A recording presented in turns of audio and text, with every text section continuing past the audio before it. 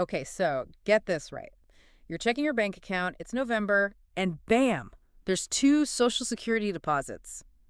Like, what? Yeah, it's really happening for some people. We saw this news piece about it and we had to dig in. But this deep dive isn't just about why it's happening, it's about the whole Social Security picture. COLA, the future, the whole thing. It's definitely intriguing. Yeah. Two checks.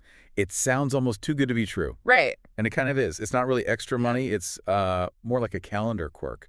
Mhm. But you know what? This quirk, it gives us a chance to really look at Social Security, how it all works, who it impacts, what it means for the future, all of that. Exactly. And this November surprise, it's hitting about 7.4 million people who get supplemental security income. That's SSI for short, just so everyone's on the same page. And just to be clear, SSI, it's not your regular retirement Social Security. It's for people in really tough situations. Right, people who really need it. Yeah, we're talking folks who are disabled, blind, elderly, and really struggling to get by. SSI is often their lifeline. And for those folks, especially, getting two checks in November, that's huge. But why is it happening? Well, think about it. December 1st. Usually that's when SSI payments go out. Right. But guess what? This year, December 1st is a Sunday. Uh-huh. And government offices, well, they're not open on Sundays. So to make sure people get their money on time, the payments getting bumped up to like November 29th. Boom, two checks in 1 month. It's interesting, this kind of thing, it happens more than you'd think, not just with SSI. Really? Oh, yeah. Government payments, they often have these little adjustments for weekends and holidays. That makes sense, I guess. Like think about tax refunds Right. or military pay. Those systems, they're complicated, sure, but they have a logic to them. Okay, so besides this November thing, we've also got the 2025 COLA increase coming up. It's set at 2.5%. So that means starting in January, those monthly payments are going up a bit. Right. And this is but last year's COLA was 3.2%. So this year's increase, it's actually smaller. And that smaller increase, it reflects what's been happening with inflation. Last year, prices were going through the roof, remember? So 2024's COLA had to be higher to keep up. Yeah, I remember. It was crazy. This year, though, inflation has chilled out a bit. So that means a smaller adjustment for 2025. So for the average person on SSI, what's this going to look like? Dollar-wise, I mean. Well, we're talking about roughly a $50 increase per month. $50. I mean, hey, every little bit helps, right? Of course. But let's be real. Groceries are still expensive. Gas prices, up and down. And we're talking about people on fixed incomes here. It's a valid concern. And it brings up a big question. Can Social Security, even with these COLA adjustments, keep up in the long run? I mean, some experts are predicting that if things don't change, we could see benefit cuts, like significant cuts. How significant are we talking? Some estimates say up to 21%. 21%. That's not just a statistic. That's someone's rent, their medications, their ability to, just live. Exactly. It could be a crisis. Yeah, a crisis for sure. And AARP, the group that advocates for seniors, they've been pretty vocal about this. Their CEO, Joanne Jenkins, she said that while this year's CLA does offer some relief, there are still tons of seniors struggling to afford the basics. And this whole issue, it's definitely spilling over into politics. Remember former President Trump's promise to halt Social Security taxes altogether? Yeah, I remember that. Well, that's just one example of the different ideas floating around about how to deal with all of this. It's complex, no doubt. There are a lot of strong opinions, and it's a hot-button issue, for sure. It really shows you, how much this whole Social Security thing is tied up in politics, Yeah, for sure. So where do we even go from here? I mean, how do we make sure Social Security is around for the long haul? Well, it's a tough question. There were no easy answers, unfortunately. But there are some ideas being tossed around. Like what? One idea is to, pump more money into the system. Increase the amount coming in. So basically ask people to pay more. Yeah, pretty much. That could mean raising the Social Security tax rate or maybe getting rid of that income cap so more of people's earnings are subject to the tax. I can see how that would be controversial. Oh, definitely. Yeah. Not everyone's going to be happy about paying more in taxes. Right. But the people who support this idea, they see it's absolutely crucial to make sure Social Security can keep paying benefits in the future for everyone. Okay, so more money coming in. What else is on the table? Another option is to, try to reduce the money flowing out of the system. Okay, how would that work? Well, there are a few ways to do it. One is to raise the retirement age. Another is to maybe cut back benefits for higher income earners, or even change how CLA is calculated. Raising the retirement age. Wow, I bet a lot of people wouldn't like that. It's definitely a tough one. But the logic is people are living longer now, right? And healthier.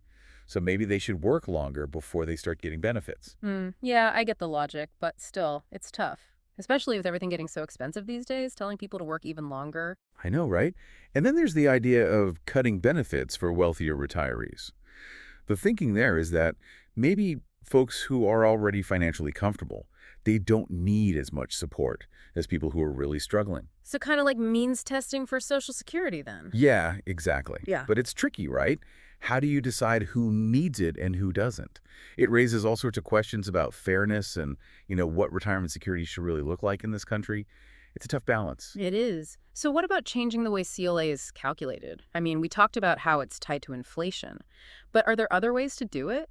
There are, actually. Some people are saying we should use a different measure of inflation, one that focuses more on the costs that really hit seniors the hardest. Things like healthcare, housing. Because those are the things that are really eating into people's budgets. Exactly. The argument is that the current CLA calculation, it doesn't quite capture how much those costs are rising. So the goal is to make sure the CLA is really reflecting what people are actually spending their money on. Right.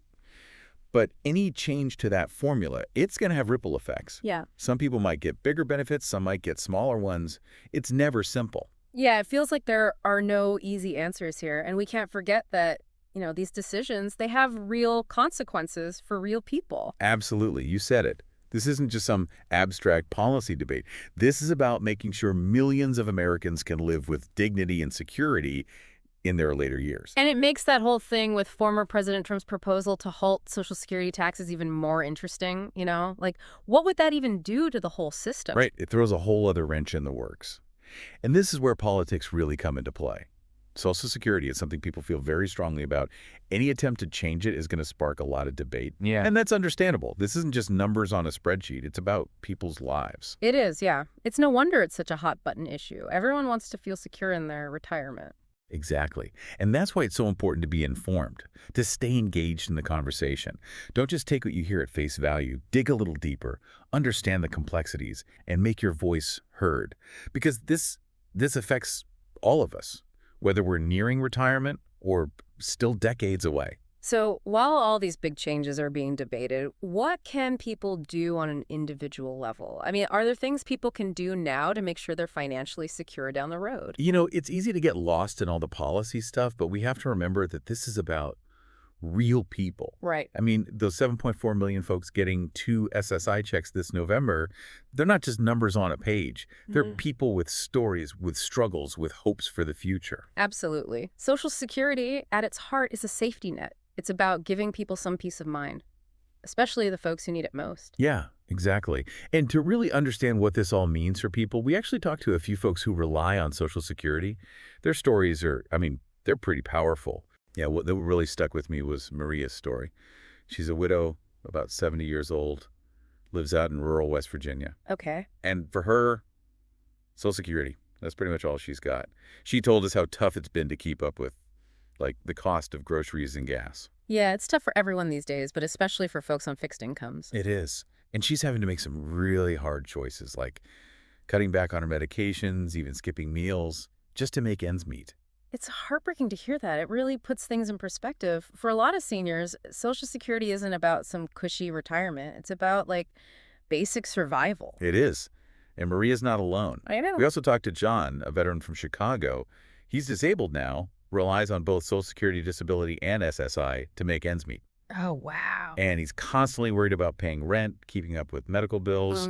The extra check in November, it'll help in the short term, but it's not a permanent solution. It sounds like a constant struggle. It is. And, with all this uncertainty about the future of Social Security, it just adds to the stress. I can imagine. John's experience, Maria's, they show what so many people are going through.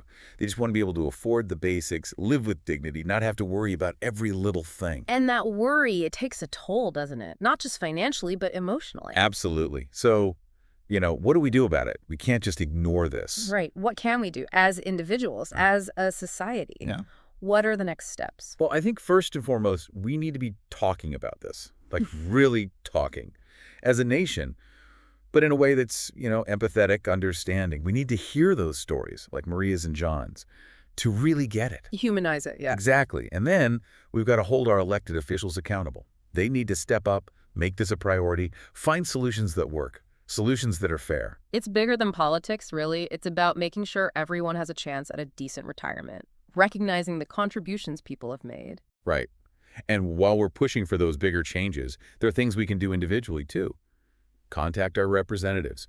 Speak up for policies that make sense. Support groups that are fighting for Social Security. Yeah, we can volunteer, help out seniors in our communities. Exactly. Even small things can make a difference. Well, as we wrap up this deep dive, I think the thing to remember is this. Social Security, it's more than just a policy. It's about people. Our parents, our grandparents, our neighbors. It's about making sure everyone has a shot at a life with dignity. And the choices we make, they have a real impact. They'll shape the future of Social Security for millions of Americans for generations to come. So thank you for joining us on this exploration. We hope this deep dive gave you some food for thought, a better understanding of what's at stake. And remember, this conversation, it doesn't stop here. Stay informed, stay involved, and keep the conversation going. Because ultimately, the future of Social Security, it depends on all of us.